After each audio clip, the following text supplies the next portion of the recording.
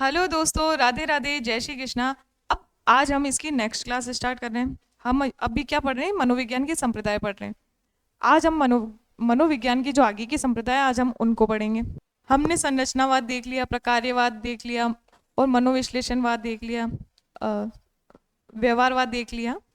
अब और गेस्टाल्टवाद देख लिया। आज हम देखेंगे मनोविश्लेषणवाद। मनोविश्लेषणवाद, साइको एनालिसिस, ये कब आया? 1900 ईस्वी में। मनोविश्लेषणवाद के प्रतिपादक कौन है? Sigmund Freud. ये कहा? ऑस्ट्रिया के वियना में इन्होंने मनोविश्लेषणवाद की एक, ये जो विद्यालय खुलते हैं इनके, वो खोला। म, मन के इन्होंने कितने प्रकार बताए? 3 प्रकार। कितने प्रकार? 3 प्रकार बताए मन के। पहला क्या है? चेतन मन। चेतन मन क्या है? हमारे पूरे मन का 1/10 भाग होता है। हमारे पूरे मन का चेतन मन केवल और केवल 1/10 भाग होता है। मतलब जैसे अगर 100 के हिसाब से चले, अगर 100 को लेकर चल रहे हैं तो केवल 10 भाग होता है हमारा चेतन मन। और अर्धचेतन मन दूसरा भाग होता है, या इसे अवचेतन मन भी बोलते हैं। तीसरा क्या है? अचेतन मन, जो हमारे पूरे मन का 9/10 भाग। यानी अगर ये चेतन मन 10 भाग है तो ये कितना भाग होगा? 90। तो मतलब सबसे ज्यादा हमारे मन का कौन सा भाग काम आता है? वो है अचेतन मन। और अचेतन मन क्या होता है? जिसमें क्या चल रहा है हमें खुद ही नहीं पता होता। और चेतन मन वो होता है जिसमें क्या चल रहा है वो हमें पता होता है।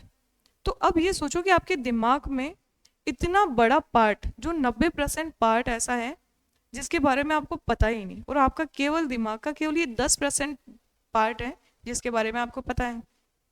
इन 90 और 10% के बीच में भी एक ये अर्धचेतन है, जो कभी इधर चल जाता है, कभी इधर चल जाता है।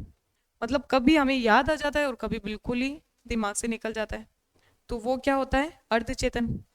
अर्ध चेतन अवस्था हमने काफी देखी है, चेतन अवस्था के बारे में हमने काफी पढ़ा है। इसका संबंध क्या है? वर्तमान तथा वास्तविकता से। जो हम सोच रहे हैं, अभी हम क्या कर रहे हैं? साइकोलॉजी पढ़ रहे हैं। तो ये क्या, हम कॉन्शियस माइंड से पढ़ रहे हैं। हमें पता है कि हम ये चीज पढ़ रहे हैं, हमें पता है हम ये चीज सोच रहे हैं। और जिस बारे में हमें पता नहीं है वो क्या होता है? अचेतन मन। अब जैसे एक एग्जांपल लेते हैं कि एक बच्चा, वो स्कूल गया और उसे एक बच्चे का, उसे ना अपने किसी परिवारजन का नाम पूछा गया कि उसका नाम बताओ। जैसे पूछा कि आपके परदादा का नाम बताओ। अब उसे उसके दादा का नाम तो पता था, उसे उसके परदादा का नाम पता नहीं था। उसने सुना तो था शायद कभी बचपन में, वो सुना तो होगा ही, लेकिन वो कहाँ चला गया? उसके शायद अचेतन में चला गया। लेकिन उस टाइम जब उससे पूछा तब उसको दिमाग में बिल्कुल याद नहीं आया कि क्या नाम था। बाद में क्या हुआ? जैसे ही वो पूरी, जब क्वेश्चन पूछ रहे थे, वो सारी चीज हो गई, उसके कुछ घंटों बाद उसे एकदम से उसके दिमाग में क्लिक किया कि अरे मेरे परदादा का नाम तो ये है। तो ये कहाँ था? ये अर्धचेतन की अवस्था हो जाती है, जिसमें हमें कोई चीज अचानक से याद आ जाती है, जो हम उसे याद करना चाह रहे हैं। ये क्या, चेतन और अचेतन के बीच में झूलता रहता है, वो हो जाता है अर्धचेतन। एक और एग्जांपल लेते हैं कि जैसे एक बच्चा है, उसे कोई जानवर है, जैसे माना कुत्ता, उसे कुत्तों से बहुत डर लगता है ऐसा। और जबकि कुत्तों ने उसके साथ ऐसा कुछ किया भी नहीं, ना तो उस पे भूखा, ना कोई डरा, मतलब ना कोई डराया, ना कोई उसके पीछे पड़ा। फिर भी उसे डर लगता है। उसे ये भी नहीं पता उसे डर क्यों लगता है। वो कुत्तों को देखते ही दूसरी गली चेंज कर देता है। ऐसा बहुतों के साथ होता होगा। लेकिन ये क्यों हो रहा है उसके साथ, उसे इस बारे में बिल्कुल आइडिया नहीं है। लेकिन हो सकता है कि उसके बचपन में ऐसी कोई घटना हुई हो, ऐसी कोई सिचुएशन आई जिसमें उस, हो सकता है उसे कुत्ते ने काटा, या वो कुत्ता उसके पीछे पड़ा, या कुछ उसको डराया, या उसको माता पिता ने कुत्तों के नाम पे डराया कि बाहर चला गया तो कुत्ता खा जाएगा। ऐसी भी चीज हो सकती है। तो वो क्या चला गया उसके अचेतन मन में, वो डर। तो वो अचेतन मन में डर, उसे ये नहीं पता कि उसे किस वजह से डर लग रहा है, लेकिन उसे डर लग रहा है, बस उसे इतना पता है। तो ये क्या अवस्था होती है? जब वो अचेतन मन में चल जाता है, जिसके बारे में उसे खुद नहीं पता होता, और वो याद करने पर भी जो चीज याद नहीं आती, वो अचेतन मन में चल जाती है। ये सबसे व्यापक मन है। सबसे व्यापक क्योंकि 90% हिस्सा रख रहा है, तो ऑब्वियसली सबसे बड़ा मन होगा। सर्वाधिक प्रभावित करने वाला मन है। सर्वाधिक प्रभावित करने वाला मन कैसे? अभी जैसे एग्जाम्पल देखा था हमने कि बच्चे को उस कुत्ते से डर लग रहा है, सबसे ज्यादा उसके व्यवहार को प्रभावित कर रहा है वो डर, कि लेकिन उसे आइडिया नहीं है कि वो किस वजह से हो रहा है। जैसे एक ये जो फोबियाज होते हैं ना, जैसे क्लोस्ट्रोफोबिया और भी फोबियाज होते हैं, तो ये फोबिया कैसे हो जाते हैं, उसको खुद को नहीं पता होता उस बच्चे को कि उसको ये फोबिया आया कहाँ से। हो सकता है उसके बचपन में ऐसी कोई घटना हुई हो, जैसे क्लोस्ट्रोफोबिया है, तो हो सकता है कि बचपन में उसने खेल खेल में ऐसी कोई घटना हुई कि उसे बांध दिया, कि मैं, जैसे बच्चे खेलते हैं कि मैं तुझे बांध दूंगा और तू छुप जाना, और हो सकता है वो उसे कोई ढूंढ ही नहीं पाया या ऐसे वो कहीं छुपा रह गया तो उसे उसका दम घुटने लग गया। ऐसे कोई भी ऐसे XYZ कोई भी घटना हो सकती है जिसकी वजह से उसके मन में वो डर बैठ गया, लेकिन उसे पता नहीं है, और वो क्या हो गया, एक फोबिया के रूप में उसके जीवन में बैठ चुका है वो चीज। तो ये क्या सबसे ज्यादा प्रभावित करता है, ये उसके व्यवहार को, उसके मन को, उसके जीवन में सबसे ज्यादा ये जो बचपन की ऐसी घटनाएं जो हमें याद नहीं होती, जो हमारे जीवन को आज भी प्रभावित कर रही होती है, ये अचेतन मन का ये सबसे बड़ा रोल होता है। यहाँ पे क्या दमित इच्छाओं का भंडार होता है, हमारी जो ऐसी इच्छाएं जो हम खुद भूल चुके हैं उसका भंडार होता है यहाँ पे दमित इच्छाओं का। और फ्राइड के अचेतन मन का सिद्धांत काफी महत्वपूर्ण माना गया है। अचेतन मन का सिद्धांत महत्वपूर्ण क्यों है, जो आप समझ रहे होंगे, क्योंकि उसको जैसे ये डर ये ठीक करना चाहता है कि मेरा क्लोस्ट्रोफोबिया का डर दूर हो जाए। तो ये अचेतन मन, तो मनोवैज्ञानिक क्या करते हैं, उसके अचेतन मन की चीजों को निकाल के उसके दिमाग में अच्छी चीज डालते हैं कि ये कोई डर नहीं है, और ऐसी कोई गतिविधियां करवाते हैं, ऐसी काफी लंबी प्रोसेस होती है, उसका समस्या का समाधान करते हैं। तो फ्राइड ने कहा कि ये जो अचेतन मन का सिद्धांत है ना, ये बहुत इंपॉर्टेंट है, ये मनोविज्ञान में बहुत ज्यादा काम आता है। तो हमने मनोविश्लेषणवाद देख लिया। मनोविश्लेषणवाद में क्या है, मनोविश्लेषणवाद सिगमंड फ्राइड ने दिया और इसने इसके चेतन मन की 3 अवस्थाएं, इसने मन की 3 अवस्थाएं बताई, चेतन, अचेतन और अर्धचेतन। अब नेक्स्ट संप्रदाय क्या है, प्रेरकीय संप्रदाय। प्रेरकीय संप्रदाय के प्रतिपादक कौन है, William McDougall. William McDougall McDougall ने 14 मूल प्रवृत्तियां बताई। मूल प्रवृत्तियां क्या होती है, मूल प्रवृत्तियां वे जन्मजात प्रवृत्तियां जो जन्म से ही हमें मिलती है।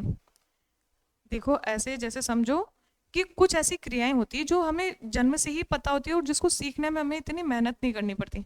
बच्चा पेट में है लेकिन वो बोलना तो सुन ही रहा है कि बातें हो रही है या कुछ इमोशंस हो रहे हैं, लड़ाई झगड़ा हो रहा है, वो हर चीज फील करता है, बच्चा पेट में भी होता है तो उसके इमोशन से उसको पता होते हो ऑटोमेटिक, उसको सिखाना नहीं पड़ता कि बेटा ये दुख का इमोशन है, कि अभी तेरे को मारा तो तेरे को रोना पड़ेगा, वो उसको बताना नहीं पड़ा, वो ऑटोमेटिक रो रहा है खुद से। उसे अपन कुछ खिलौना दिखा रहे तो वो हंस रहा है, तो वो चीज़ हमें बतानी नहीं पड़ी कि बेटा मैंने तेरे को खिलौना दिखाया तो तेरे को हंसना पड़ेगा। तो ये क्या है, जो जन्मजात इमोशंस होते हैं जो उसमें जन्म से होते हैं और उसको सीखने के लिए उसको कोई मेहनत नहीं करनी पड़ती है। तो ऐसे कई मूल प्रवृत्तियां बताई मैकडूगल ने, और मैकडूगल ने उद्देश्यपूर्ण क्रिया पर बल दिया, मतलब इस प्रेरकीय संप्रदाय ने उद्देश्यपूर्ण क्रिया पर बल दिया कि हम वह काम करेंगे जो कोई जो कार्य हो रहा है वो किसी ना किसी उद्देश्य से हो रहा है, बिना उद्देश्य के कोई काम नहीं होता, बिना उद्देश्य का कोई कार्य इसमें नहीं माना। इसने कहा कि जो भी कार्य हम कर रहे हैं वो किसी ना किसी उद्देश्य से कर रहे हैं। तो उद्देश्यपूर्ण क्रिया के बारे में किसने कहा, प्रेरकीय संप्रदाय ने। अब हम दूसरा संप्रदाय देखते हैं, वो क्या है, संज्ञानवाद, कॉग्निटिव, इसे निर्मितिवाद भी कहते हैं। और इसके प्रतिपादक कौन है, जीन पियाजे। जीन पियाजे आपके और भी चीजों में आएंगे। और इसके अन्य समर्थक कौन है, Jerome Bruner, Vygotsky, Kurt Lewin. तो संज्ञानवाद के प्रतिपादक पूछे तो कौन है, संज्ञानवाद के प्रतिपादक जीन पियाजे। और अन्य समर्थक पूछे तो कौन है, Jerome Bruner, Vygotsky, Kurt Lewin. और संज्ञानवाद के पिता, क्योंकि संज्ञानवाद का प्रतिपादन किसने किया, जीन पियाजे, तो इसको इनके पिता कह देते हैं कि जीन पियाजे संज्ञानवाद के क्या है, फादर। संज्ञानवाद का मतलब एक बार समझते हैं कि संज्ञानवाद क्या होता है, कि मनुष्य का व्यवहार समझने के लिए उसकी मानसिक क्रियाओं और सोचने की प्रक्रिया का अध्ययन करना जरूरी है। संज्ञान क्या होता है कि किसी का, हमें जैसे बच्चे का व्यवहार समझना है तो वो उसकी जो मानसिक क्रियाएं और जो उसकी सोचने की प्रक्रिया, उसका अध्ययन हमें करना पड़ेगा कि कैसे समझता है ये और कैसे याद करता है। जैसे किसी बच्चे को हमें देखना पड़ेगा, जैसे हमें किसी बच्चे की समस्या का समाधान करना है तो कि पढ़ने में कठिनाई क्यों महसूस कर रहा है, तो हमें क्या करना पड़ेगा, संज्ञानवाद क्या करता है, ये बोलता है कि उसकी क्रियाओं को देखना पड़ेगा कि वो मानसिक उसकी क्या क्रिया कर रही है और वो कैसे क्रिया कर रहा है। जैसे हम देखेंगे कि वो कैसे याद करता है, उसकी याद करने का तरीका क्या है, शायद उसका याद करने का तरीका गलत है, वह कैसे समझता है चीज़ों को। तो हमें ये चीज़ नोट करके फिर उसकी समस्या का समाधान कर सकते हैं। तो संज्ञानवाद क्या बोलता है कि उसके व्यवहार को समझने के लिए उसके मानसिक क्रियाओं और उसके सोचने की प्रवृत्ति का अध्ययन करना पड़ेगा। ठीक है, संज्ञानवाद का समझ गए कि उसकी मानसिक क्रियाओं और सोचने की प्रवृत्ति का अध्ययन करते हैं इसमें, कि वो किस तरीके से कार्य कर रहा है, शायद उसके कार्य में कुछ गड़बड़ है, उसके समझने के पढ़ने के तरीके में कुछ गड़बड़ है। तो ये संज्ञानवाद बोलता है। अगला है साहचर्यवाद। साहचर्यवाद के प्रतिपादक कौन है, जॉन लॉक। जॉन लॉक, इन्होंने क्या बताया साहचर्यवाद में कि अनुभव पर बल दिया। अगर ये पूछे कि अनुभव पर बल दिया तो किसने, साहचर्यवाद ने। देखो कैसे अनुभव पर बल दिया होगा। साहचर्य क्या होता है, साहचर्य होता है किसी पुराने जो अनुभव है उसके साथ आप नए अनुभव को जोड़ते हुए सीख रहे हो। कैसे सीख रहे हो, जैसे अपने एक बच्चे को सिखाया कि ये जो काला कलर का है वो क्या है, कुत्ता। फिर बच्चे ने एक काले कलर की बिल्ली देखी, उसको लगा कि ये भी कुत्ता ही होगा। फिर बाद में हमने बताया कि ये वाइट कलर का ये है कुत्ता, उसने वाइट कलर की बिल्ली देखी, उसको भी यही लगा कि शायद ये भी कुत्ता ही होगा।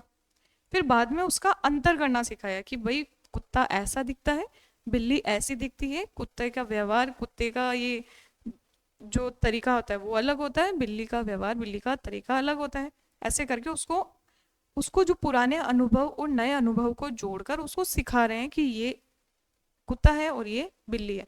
ऐसे ही ये साहचर्य में क्या होता है, अनुभव पर बल दिया, साहचर्य स्थापित। बोलते हैं ना कि किसी एक घटना के साथ दूसरी घटना को जोड़कर उसका हम उसकी जो चीज सिखाना चाहते हैं वो हम अनुभव के द्वारा ढंग से सिखा सकते हैं। अगला क्या है, मानवतावाद। अगला संप्रदाय क्या है, मानवतावाद। इसके प्रतिपादक कौन है, मैस्लो व रोजर्स। मानवतावाद, मैस्लो व रोजर्स।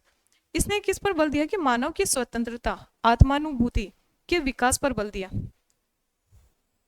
और मानव स्वभाव को धनात्मक बताया। क्या कहना चाहते हैं मानवतावाद, कि जैसे किसी छात्र को अच्छा वातावरण, और ये बोलता है कि किसी छात्र को अगर हम अच्छा वातावरण और हम उसको पॉजिटिव थोड़ा प्रोत्साहन दे तो वो अपना जो क्षेत्र है वो उसमें कुछ बहुत अच्छा कर सकता है। जैसे एक बच्चा है, उसे गणित पसंद है लेकिन उसे ऐसा लगता है कि शायद वो इतना भी अच्छा नहीं कर पाएगा, वो उसे 11th क्लास में जाना है और उसे सब्जेक्ट चूज करना है और वो कंफ्यूजन में है कि मैं गणित लूँ कि ये लूँ। तो उसे क्या प्रोत्साहन दिया कि नहीं तू ये चीज कर सकता है, हमने देखा है तुझे कि तू इसमें बहुत अच्छा कर सकता है, तू गणित में बहुत अच्छा कर लेगा। तो उसे क्या प्रोत्साहन के द्वारा उसकी जो अंदर की जो क्षमता है, उसको शक्ति को हमने उसको बताया, उसको सिखाया, उसको समझाया कि तू इस चीज में अच्छा है। तो ये मानवतावाद संप्रदाय में क्या होता है कि किसी भी जो उसका वातावरण है उसको प्रोत्साहन देके, उसको अच्छा वातावरण देके हम उसकी जो अंदर छुपी हुई क्षमताएं हैं उसको उजागर करना मानवतावाद का कार्य होता है।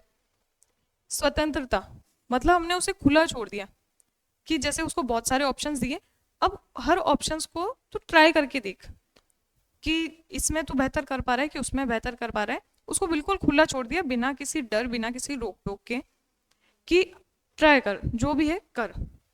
तो उससे क्या हुआ, उसको आत्मानुभूति के विकास पर बल मिला, उसको खुद की क्षमताएं जानने के लिए उसको बल मिला कि वो सच में किस में अच्छा है। उसे खुद को नहीं पता था कि मैं इस चीज में अच्छा कर लूंगा, तो क्या उसको आत्मानुभूति के विकास पर बल मिला और मानव स्वभाव को धनात्मक बताया। ये बोल रहे कि मानव का स्वभाव क्या होता है, धनात्मक होता है। वो हर चीज कैच कर लेता है अच्छे से, बस उसको एक माहौल और उस प्रोत्साहन की जरूरत होती है जिससे वो अपनी क्षमताओं को जान सके, उस क्षमताओं को समझ सके। तो मानवतावाद में क्या था, तो हमने मानवतावाद संप्रदाय देख लिया, साहचर्यवाद समझ लिया। तो आज हमारे ये संप्रदाय हो गए कंप्लीट। अब हम नेक्स्ट क्लास में जो अब तक हमने पढ़ा है उनसे रिलेटेड कुछ क्वेश्चंस देखेंगे और उन क्वेश्चंस पे हम बात करेंगे। तो आज के लिए धन्यवाद।